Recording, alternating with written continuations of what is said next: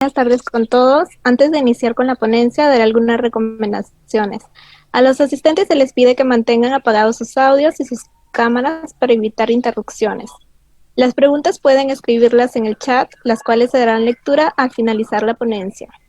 Bien, continuando con el ciclo de conferencias que viene realizando nuestro grupo de estudios CEINGEO, y esta vez con apoyo de la Asociación Geológica de Piura, AGPI, tenemos el agrado de presentar al ingeniero Giovanni Pedemonte, quien es geólogo egresado de la Universidad Nacional Mayor de San Marcos, con una especialización en geoquímica. Asimismo, cuenta con una vasta experiencia en geología de mina y exploraciones.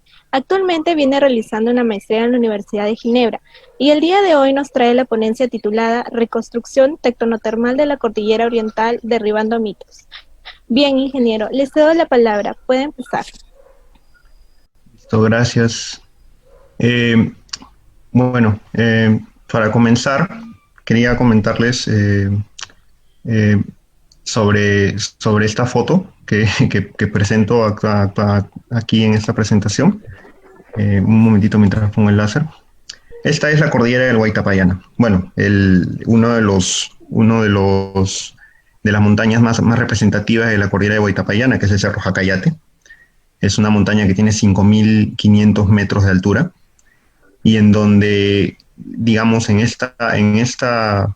particular en esta montaña, ¿no? Tan hermosa como es el Huaytapallana, encontramos hace ya algunos años algunas evidencias de un metamorfismo que no había sido registrado anteriormente, no había sido previamente datado.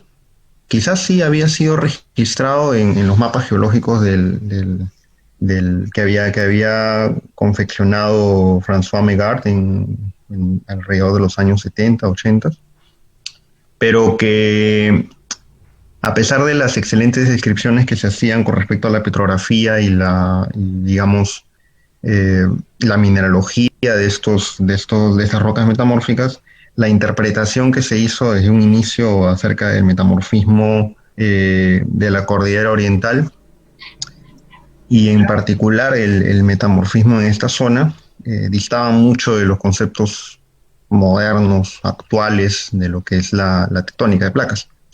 Y quizás distaba mucho de las interpretaciones actuales que podemos hacer en base a la información que tenemos disponible gracias a algunos trabajos que se han ido realizando a lo largo de estos años.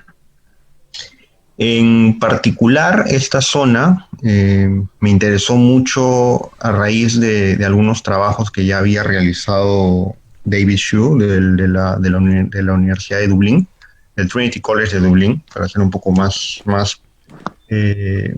exactos.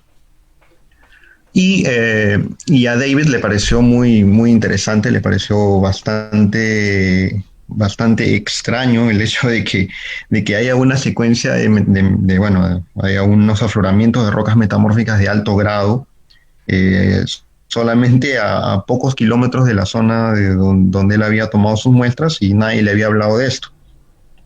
Entonces, en un afán de complementar la información disponible y en un afán de poder incrementar quizás el modelo o mejorar el modelo que él estaba proponiendo en aquel entonces, es que nosotros, bueno, decidimos hacer este estudio, ¿no? Este es un terreno muy complicado, es mucha altura, la verdad es que los afloramientos son bastante difíciles de acceder. Hay mucho material morrénico, hace mucho frío, hace mucha altura, pero es un lugar bastante interesante. Y lo que voy a presentar a continuación es no solamente los resultados de lo que fue mi trabajo de investigación, sino también digamos, una posible interpretación un poco más moderna, más actual, en base a lo que ya se ha ido publicando a lo largo de estos años.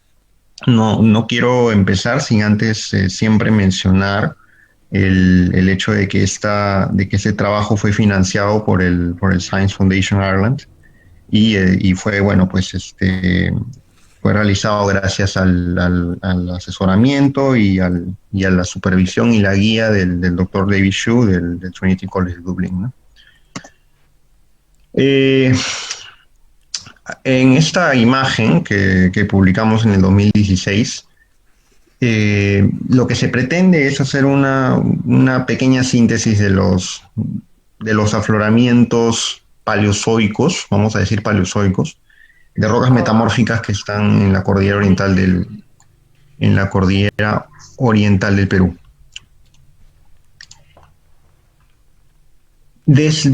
Bueno, en el caso del norte del Perú, estas rocas metamórficas vienen desde el norte, desde Ecuador, ¿no?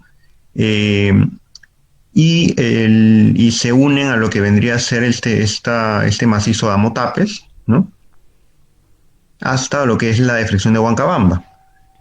Esta deflexión de Huancabamba lo que hace es dividir estos terrenos. Y acá viene una gran controversia con respecto a la interpretación de esta deflexión de Huancabamba, que lo voy a mencionar después. A partir de la deflexión de Huancabamba hacia el sur, en la cordillera oriental, se describe lo que se conoce como el complejo del Marañón, que vendrían a ser estas rocas metamórficas que están en esta zona. El complejo del Marañón vendría a ser pues un cinturón de esquistos verdes, algunos afloramientos de neises, algunas cosas de alto grado, pero en general y cualquiera que conoce el complejo del Marañón puede saber de que es una mezcla de una infinidad de rocas metamórficas que afloran en este valle del Marañón, que es bastante conocido en el norte del Perú. Y hacia el sur del complejo del Marañón se encuentra lo que bueno, Megart definió como complejo Huaytapallana. El hecho de que exista una denominación diferente para ambos complejos metamórficos, en realidad es bastante discutible, no hay una explicación muy clara al respecto de por qué le pusieron nombres diferentes, sabiendo de que pues no tenían información geocronológica en ese momento. Pero bueno, es una cosa bastante interesante, ahora que lo voy a mostrar, de que al sur de la deflexión de Abancay, que no está mostrada en este mapa, pero que es justo donde estos afloramientos tienen una curvatura, al sur de lo que es la deflexión de Abancay, ya no se encuentran más de estos afloramientos de rocas metamórficas, estos cinturones metamórficos ya no están más presentes en la cordillera oriental, ¿no? Entonces, una de las preguntas, una de las grandes preguntas que nos planteamos, que yo particularmente me planteé al momento de empezar a desarrollar este estudio, es ¿en qué momento realmente ocurrieron estos eventos tectotermales, vamos a decir, pueden ser eventos tectónicos, eventos termales, que afectaron a la cordillera oriental y permitieron que se desarrollen estos cinturones de rocas metamórficas, ¿no? El mito común en la geología del Perú, y que es algo que incluso hasta el día de hoy hay muchos geólogos que, bueno, no voy a generalizar, pero hay muchos geólogos que todavía quizás fueron formados de esa manera o qué sé yo, pero ellos creen que en el Perú todas las rocas metamórficas son de facto precámbricas. Porque, bueno, qué sé yo, supongo que cuando existía el modelo del geosinclinal, se hablaba pues de una pila sedimentaria y que todo el peso de la pila sedimentaria hacía que las rocas en profundidad se metamorficen. Se hablaba del gradiente geotérmico muy escuetamente y se decía pues que las condiciones de presión y temperatura permitían que las rocas se transformen. Hoy sabemos de que pues este modelo del geosinclinal es parte de la historia. Y sin embargo, la geología del Perú no ha sido actualizada propiamente dicha y mucha de la información geológica con la que contamos actualmente está basada pues en modelos antiguos y que han sido bastante quizás utilizados, pero que han llevado a interpretaciones erróneas, ¿no? Que básicamente se basan en conceptos erróneos, ¿no? Entonces tenemos conceptos digamos, que no son actualizados y nos llevan pues a interpretaciones erróneas. Esa es básicamente la premisa. Ahora, si bien existen ciertas, digamos, rocas metamórficas, sobre todo en el sur del Perú, en lo que vendría a ser el macizo de Arequipa y Antofalla, estas rocas están pues alcanzando incluso fases de granulitas, y son efectivamente neoproterozoicas, pero vamos, que como dice el dicho, pues una golondrina no hace la primavera, ¿no? El tema es que el resto de rocas metamórficas que afloran en la cordillera oriental definitivamente no son, no, bueno, el metamorfismo que origina estas rocas definitivamente no es precambriano, ¿no? Entonces, esa es, digamos, la premisa, ¿no?, sobre la cual trabajamos.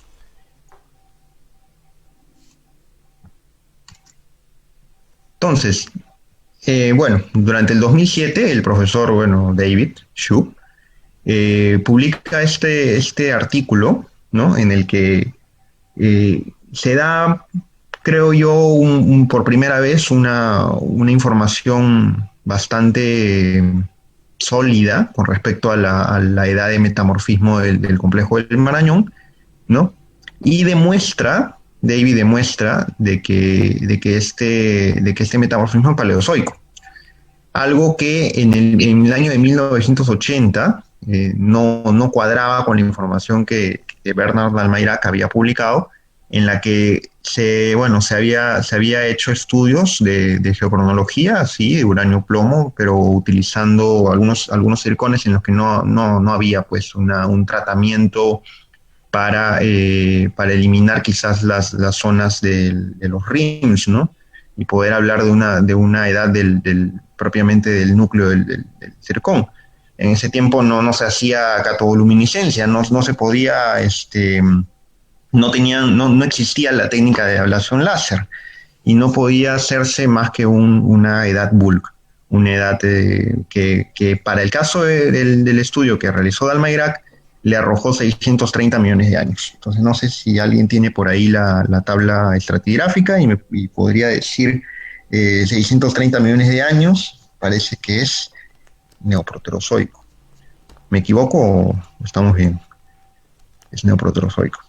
Entonces el tema es que cuando David publica la información con respecto al complejo del Marañón, lo que encuentra es pues una firma bastante interesante de circones, ¿no? Que comprendían dos ciclos orogénicos, básicamente. Un ciclo en el ordovícico, un ciclo magmático y metamórfico, y un ciclo carbonífero. Particularmente el ciclo carbonífero lo encuentra en la zona norte de lo que Megart había denominado como complejo Huayta-Pallana, y de lo cual voy a hablar ahora en las siguientes diapositivas. El tema con las muestras que toma David, y que es justamente motivo por el cual yo decido comunicarme con él, es que él había considerado como complejo del Marañón a estas rocas que en su momento Megart había denominado como complejo Marañón, como complejo Huayta-Pallana.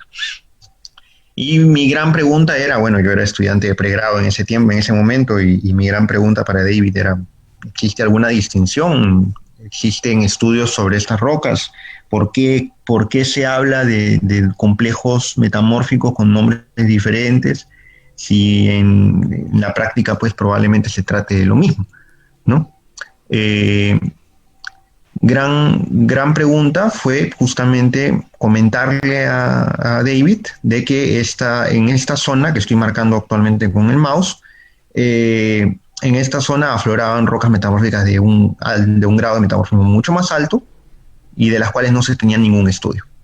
Entonces, eso fue lo que motivó el trabajo que presento más adelante. Entonces, al momento de estudiar el complejo del Marañón, básicamente tenemos que tener en cuenta que existen dos ciclos orogénicos, un ciclo orogénico en el Ordovícico, que luego fue denominado pues correlacionado con el resto de ciclos orogénicos en Sudamérica, y es conocido como la orogenia famatiñana, Y en el caso del carbonífero, bueno, vamos a decir que es el ciclo carbonífero, porque por ahí mencionan el famatiniano tardío, pero la verdad es que esto es algo bastante interesante porque no está bien estudiado.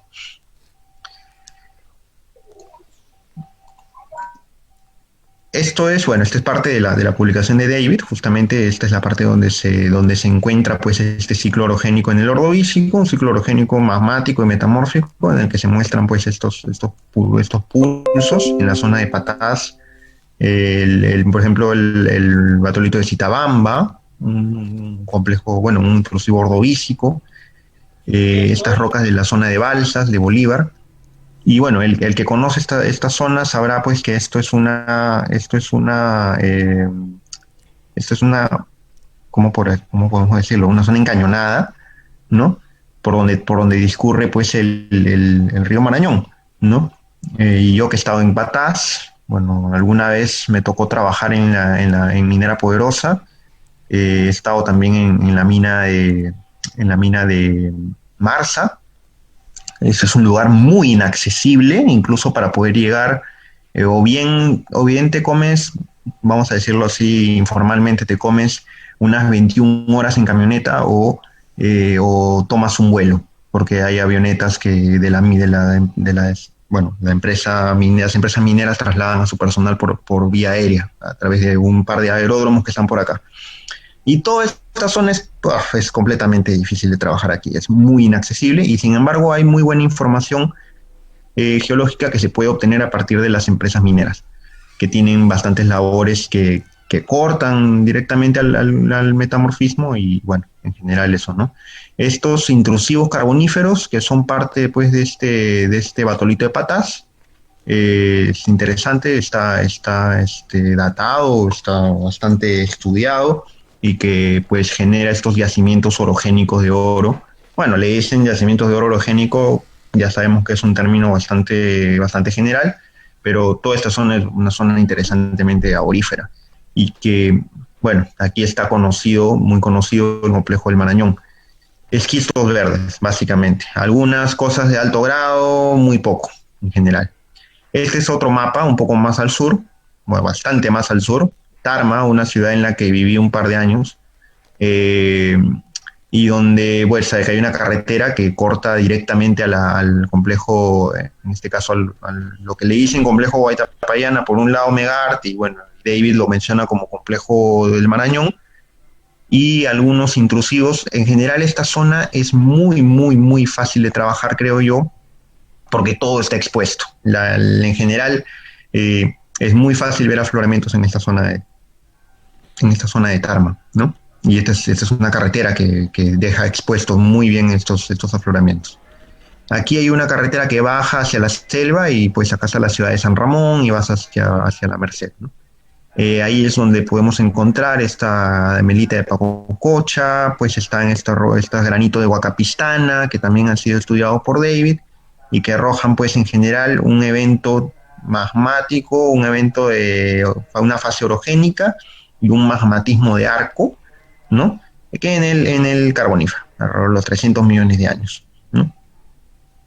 Entonces, si se dan cuenta aquí, a pesar de que esto fue descrito por Megart como complejo Itapayana, el caso en este caso, David lo mencionó como complejo del Marañón y luego llegamos a la conclusión de que era mejor llamarlo pues basamento paleozoico. Todas estas rocas en su momento fueron consideradas neoproterozoicas, bueno, consideradas precámbricas en realidad por los geólogos clásicos. Ahora, tenemos esta evidencia, pero vamos a ver qué más podemos mencionar, ¿no?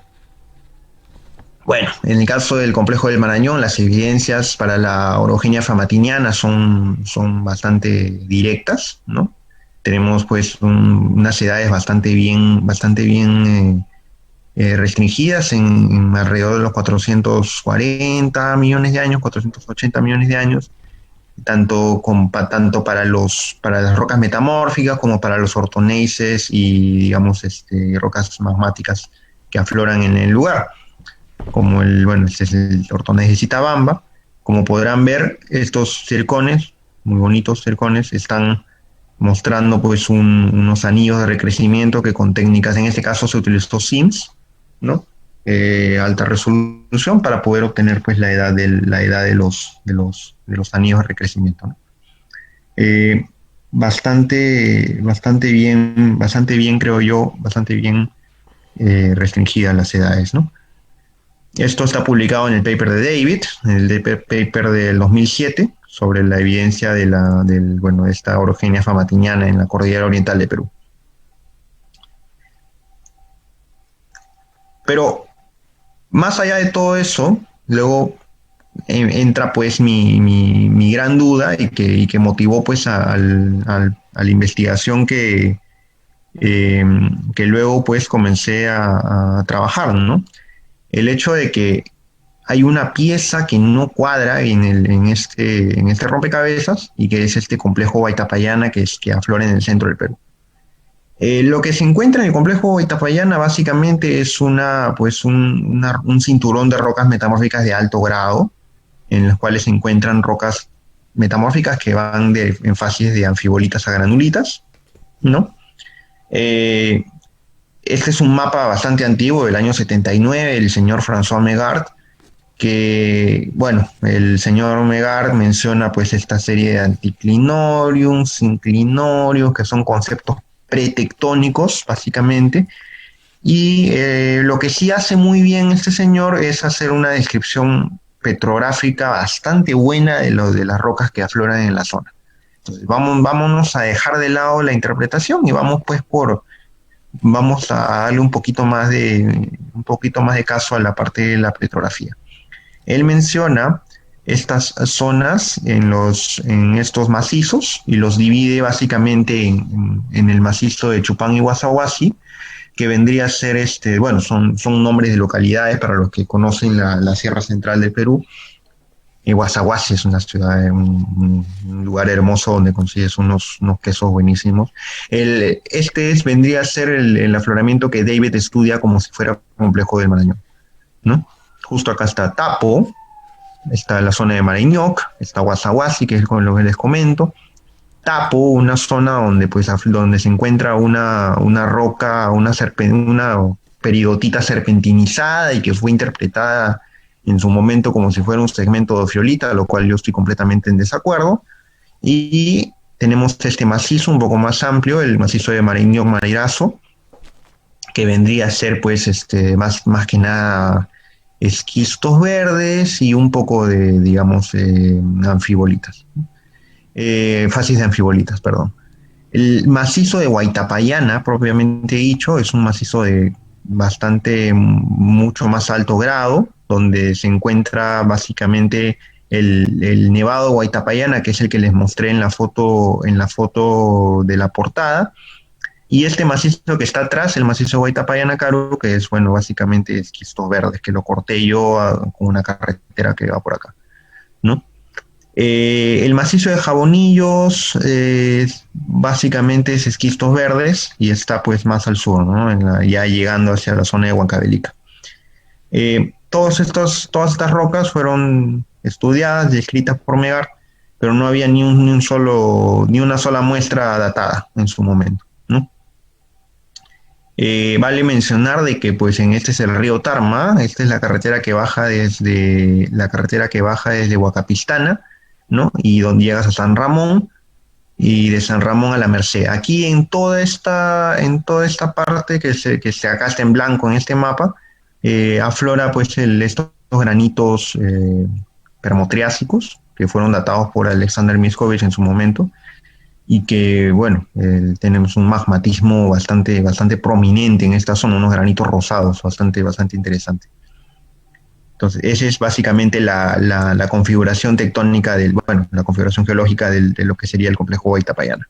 Algo que a mí me llamó mucho la atención y que es muy cierto es que estas rocas metamórficas están muy, muy relacionadas a los depósitos del grupo Mito, con lo cual voy a presentar una idea más adelante. Pero algo que es muy interesante y muy importante mencionar es que en los resultados que obtuve de este complejo Huaytapallana, no se tiene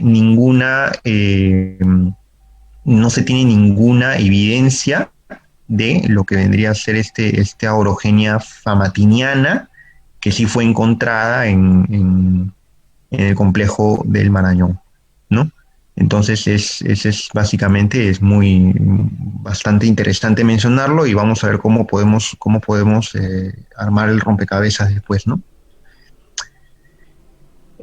Bueno, si bien Megart mencionaba anticlinorios y sinclinorios, que son conceptos pretectónicos, este metamorfismo definitivamente tiene que estar relacionado a un evento tectónico. El tema es saber cómo, ¿no? ¿Cuál? Sobre todo. Bueno, esto es un pequeño mapa geológico de la zona. En realidad no hay mucho que mencionar, solamente que lo que se ve en rojo aquí son las rocas del Mitu. Pero vamos a ver un poco de lo que vendría a ser estas rocas.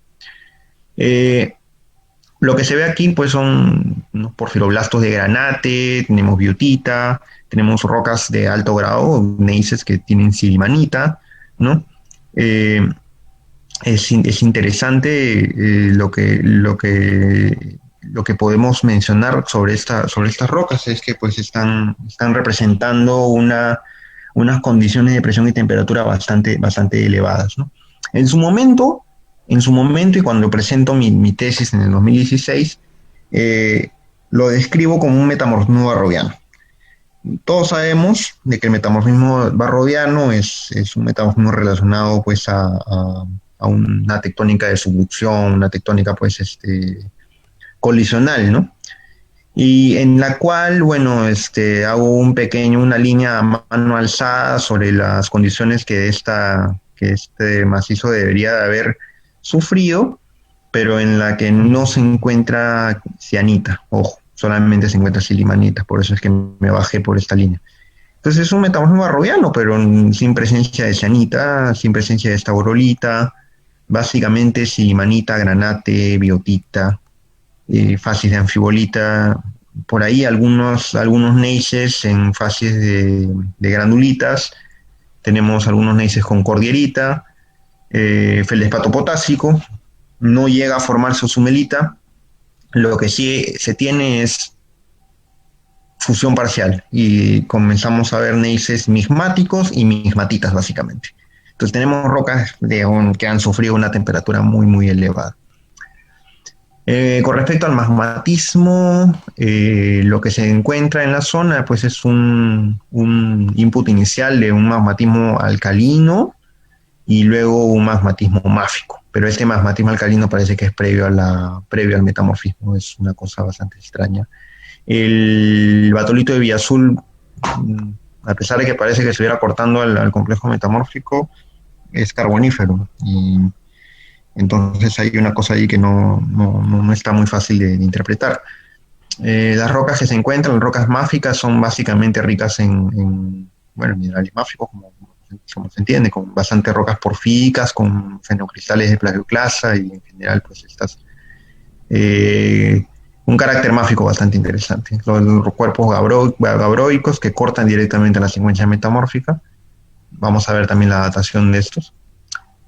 Para lo que es la datación de las muestras, procedimientos analíticos estándar que los encuentran en cualquier tratado de geocronología: crashing, sieving, washing, magnetic separation, separación por líquidos pesados, hand picking a mano, y digamos los montajes en resina epóxica, se pule, se lleva al SEM para obtener las imágenes de catodoluminiscencia, se observa la presencia de anillos de recrecimiento y utilizando ablación láser se hacen los spots para obtener las edades tanto de los núcleos como de los rines de los circones, utilizando pues un espectrómetro de masas. Esto está parte quizás del trabajo de investigación que estaba haciendo en ese tiempo, era dejar en mi tesis, y es algo que me pidieron cuando conseguí el financiamiento de San Marcos, es que deje escrita la parte metodológica, cómo se hace el estudio de separación, cómo se hace el estudio de geocronología, cómo se hace la separación de minerales, cómo se hace digamos, el resto de procedimientos, que es algo que normalmente no lo encuentras en los papers, pero que yo lo he detallado a lo más no poder en mi tesis. Y si alguien quiere leerlo, está disponible está disponible a través del portal de cibertesis de San Marcos y se puede descargar libremente. Así que si alguien está interesado en leer un poquito más sobre cómo son los procedimientos para poder hacer la separación mineral y digamos, la geocronología propiamente dicha, está recontra resumido en mi tesis y bastante paso a paso cómo se debe hacer. Esa es una de las condiciones que me pusieron para el tema del financiamiento y dejar pues una evidencia de cómo es esta técnica en general, ¿no? Entonces para mí fue este entrenamiento y de paso pues trabajar en los resultados, ¿no? Un poquito los resultados que obtuve de la muestra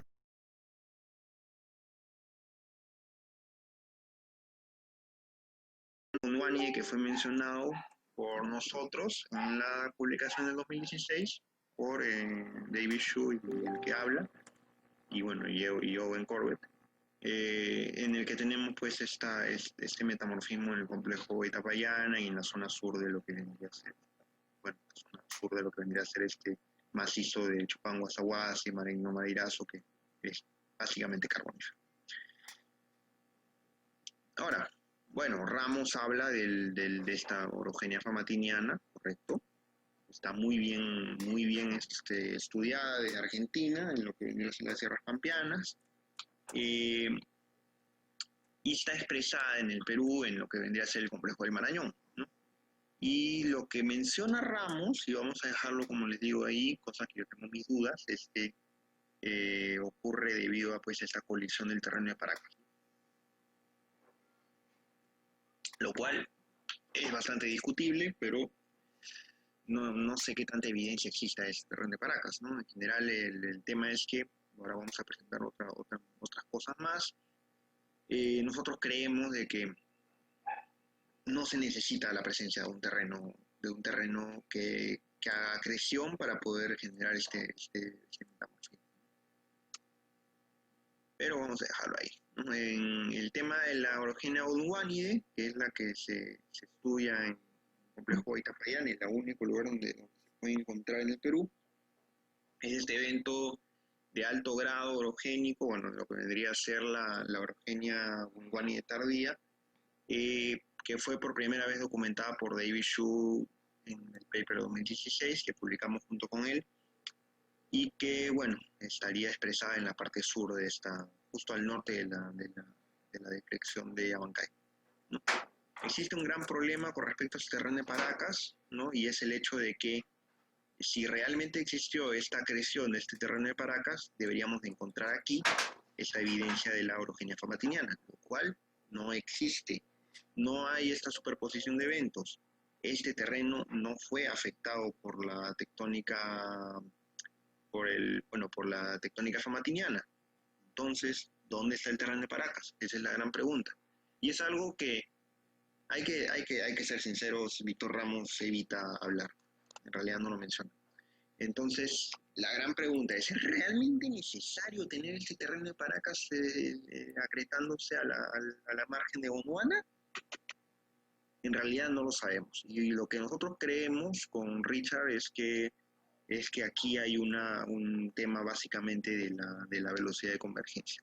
Probablemente una mayor velocidad de convergencia genera pues un metamorfismo mucho más agresivo en la zona del complejo Marañón, pero como tenemos esta deflexión aquí, la solución de Abancay, probablemente hay algo ahí que está haciendo de que no se haya generado este metamorfismo en la zona de Guaitapayana. Entonces, ¿es realmente necesario tener este terreno de Paracas para explicar esta presencia de estos metamorfismos? Yo particularmente creo que necesitamos hacer más termocronología en esto. En otros lugares, vamos a hablar, por ejemplo, en los Andes de Venezuela, tenemos bien documentado este evento ordovícico y sin embargo, pues no existe ningún terreno exótico como el de Paracas que esté ocasionando esto, sino que más bien se puede explicar de una mejor forma a través de un incremento en la velocidad del rate de solución. En el caso ahora, algo que yo incluyo en la ecuación y que ahora lo estoy tratando de analizar es qué relación existe entre lo que he encontrado yo como lo que vendría a ser el metamorfismo en Huaytapallana y lo que vendría a ser el rift del Mito, que digamos, Richard Spikings lo estudia en su trabajo del 2015-2016 y lo considera como un rift abortado, un rift fallado, un rift que no logró abrirse hasta generar el piso oceánico, como sí ocurre en esta zona norte, en la zona de Ecuador, en la que este rift logra abrirse y generar pues digamos, este piso oceánico, ¿no? Tenemos este breakup del continente y tenemos la formación de estos fluoritas. Algo que no sucede en el Perú. Es un rift que lamentablemente pues se abortó, no genera piso oceánico, pero lo que ahora nosotros estamos evaluando y considerando es que realmente pues este rift logró hacer que exista pues una perturbación aquí en esta zona y que permita pues la exhumación de ciertos materiales. Entonces eso está todavía en estudio, no podemos decir mucho al respecto, pero bueno, ese es básicamente, ¿no? El tema en una posible interpretación para esto y por qué tenemos un rift bastante bien definido aquí, un rift que está abortado en esta zona, es posiblemente que haya pues un eje de rotación en todo este continente y bueno, se está generando que esto se haya abierto mucho más fácilmente, ¿no? Bueno, son cosas que están todavía bajo estudio, no podemos mencionar mucho al respecto. La gran pregunta que yo me planteo ahora es, ¿qué ocurre entre este metamorfismo onguánide en el complejo Huaytapallana y lo que ocurriría en esta apertura de este rift fallado del Mito, ¿no? Estas son las muestras de Huaytapallana, por si no las mostré anteriormente, pues, estos neises migmáticos, ¿no? Estas, bueno, son rocas de alto grado. Y la gran pregunta que yo me planteo ahora es esa, ¿no? O sea, tenemos un metamorfismo en 260 millones de años, tenemos un enfriamiento que viene con una exhumación de hasta los 230 millones de años, y luego tenemos la apertura del rift del Mito, en los 220 millones de años. Entonces, es una secuencia de eventos. Tiene que haber habido alguna conexión entre estos eventos, ¿no? Y es algo que yo lo planteo actualmente, ¿no? Ahora, hay algo que Víctor Ramos me dijo y me repitió 3 veces diciéndome que no era posible que el rift del Mito logre exhumar materiales de la corteza inferior porque lo que necesitaba era una hiperextensión, necesitaba que el rift se abra lo suficiente como para poder sacar los materiales de la corteza inferior. Lo cual yo no estoy tan de acuerdo. Teniendo pues un gradiente geotérmico perturbado de unos 30 grados por kilómetro, pues lo que podemos decir es que podemos generar una exhumación tranquilamente de unos 15 kilómetros gracias a la información que obtuvimos con los zapatitos con David. Entonces, la gran pregunta es, bueno, esto no es Huaytapallana, estoy haciendo un modelo análogo para mencionar de que probablemente lo que podemos tener es un evento de metamorfismo que fue exhumado a través de una apertura del rift, pero que no genera piso oceánico y que sin embargo sí logró la exhumación de ciertos materiales de la corteza inferior. Una de las evidencias que yo considero que es bastante interesante para apoyar este modelo es el hecho de que el macizo de Tapo ha sido mal interpretado como un ofiolite y realmente se trata de un segmento del manto litosférico. Entonces, aquí viene un poco más, algo más interesante. Esto es una pregunta abierta, esto no es una afirmación, pero es muy probable de que este macizo de Tapo que aflora pues en la zona centro de Perú se trate realmente pues de una porción exhumada del manto litosférico a través de procesos de rifting, por un proceso de rifting que trae materiales de la corteza inferior, sobre todo es un rift abortado como el Mito, ¿no? Si el mecanismo de extensión propuesto es adecuado, es muy probable de que este macizo de Tapo sea una porción del manto litosférico. Y yo tengo evidencias para decir que se trata de manto litosférico. Esta roca, que es una peridotita de olivinos, está completamente serpentinizada, ¿no? los valores del épsilon neodimio, que son, bueno, bastante radiogénicos, estamos hablando de 8 punto y pico. Esto es claramente, la verdad es que este es claramente mantérico. Y en general el hecho de que, bueno, se ha hecho unas dataciones de samario y neodimio y ha arrojado unas edades de 718 millones de años, estamos hablando de neoproterozoico, pero que hay que tener en cuenta también, y es algo que el señor Víctor Ramos no considera quizás al momento de que hace las interpretaciones, es que el, el contexto tectónico de la época que estamos hablando del 718 millones de años, la margen de la Laurentia era pues una margen pasiva, era una margen donde en repetidas ocasiones se intentó abrir un rift, que nunca logró abrirse.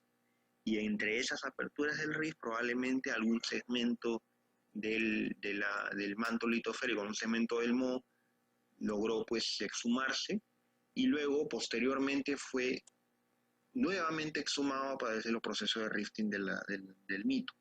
Es una hipótesis, puede ser plausible, pero falta bastante trabajo todavía ahí.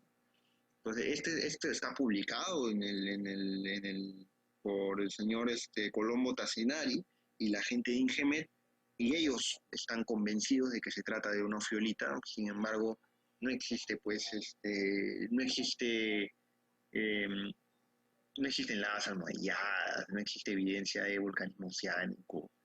Su secuencia de ofiolita es incompleta, y una cosa que a mí me llama la atención es que en Tapu, esta zona fue minada hace muchísimos años por cromita. ¿Y qué cosa extraían cromita podiforme? La cromita podiforme es bastante evidente que es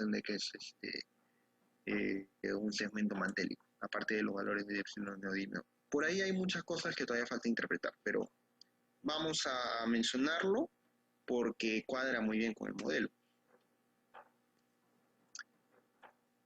Bueno, para no extenderlos más, conclusiones al respecto, estas herramientas de termocronología son herramientas muy poderosas para poder reconstruir eventos geológicos, y algo que es muy importante está bien, hay que hacer buenas descripciones de campo, hay que hacer muy buen trabajo de campo, hay que ser un muy buen geólogo de campo, pero lo que yo creo que nunca debe hacerse es hacer interpretaciones sin data analítica que pueda llevar a ciertos errores de concepto, a ciertos errores conceptuales, y que es lo que ocurrió pues en los años 70, cuando se hizo la geología del Perú, que no existía data analítica básicamente, y se hicieron muchas interpretaciones que hasta el día de hoy perduran, y con lo cual no quiero decir pues que el laboratorio va a reemplazar al trabajo de campo. O sea, hay geólogos que han hecho descripciones extraordinarias de lo que tenemos en la geología de los Andes, y sin embargo no se ha complementado esta información con técnicas analíticas que permitan hacer interpretaciones mucho más fuertes, ¿no? Otra cosa más que es muy importante mencionar es que sí es posible tener rocas exhumadas, ¿no?, de la corteza inferior y del manto litosférico a través de procesos de tectónica extensional. Es completamente posible, sobre todo en lo que podemos decir que es el rift abortado del Mitu, dentro de lo que yo considero que es el complejo Huayta-Pallana, este metamorfismo en el complejo Huayta-Pallana. A mí me parece que estas granulitas han sido exhumadas desde la corteza inferior a través del proceso de récord. Hay mucho por estudiar, todavía no podemos dar conclusiones al respecto, pero es posible que el mecanismo sea adecuado. Y una cosa más, es muy importante, sí, tenemos que pensar en la configuración tectónica en el Paleozoico y redibujar, reinterpretar la geología que fue anteriormente estudiada e interpretada por geólogos que pretectónicos, básicamente, que hicieron interpretaciones pretectónicas y que actualmente se tienen que revisar. Y esto es algo que está en todo el país. En todo el país tenemos que hacer una reinterpretación de muchas cosas, utilizando técnicas analíticas avanzadas, bueno, más recientes, podemos decir, y poder hacer interpretaciones mucho más correctas. Entonces, básicamente esa sería mi presentación. Gracias, y si tienen alguna duda o pregunta, la podemos poner en el chat y trataré de contestar dentro de lo que puedo, dentro de lo poco que sé. Así que eso sería todo. Gracias.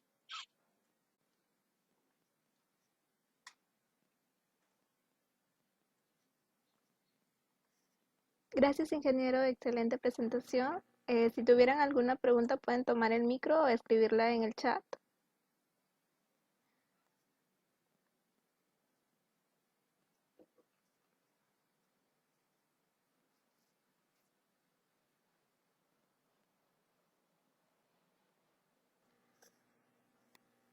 Si hay preguntas al respecto, y si es que no, bueno, y si de repente no hay ninguna pregunta ahora, pero alguien más adelante de repente, porque esto realmente la idea de esta presentación es que está siendo grabada, probablemente hay personas que lo van a ver más adelante, me pueden escribir al correo y algo podemos hacer, ¿no?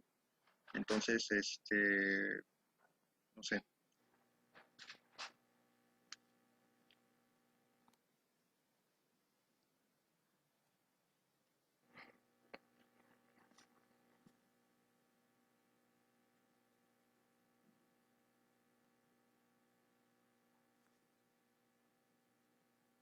Parece que no hay consultas. No sé si porque está pasándose por el Facebook, no sé si en el Facebook hay alguien que quiera consultar algo.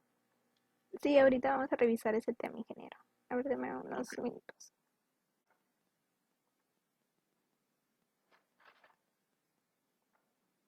No sé si ha quedado demasiado claro o citen, yo encantadísimo de poder pasarles más información al respecto. De repente para esas cosas que no quedan tan claras en el tema sobre todo con el tema de la termocronología, algunos reviews de tectónica, etcétera, ¿no?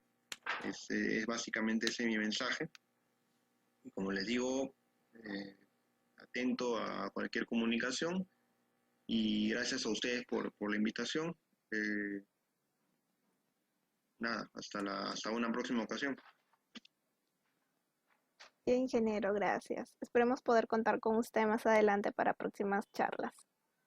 Sí, con todo gusto. Listo. Muchas gracias.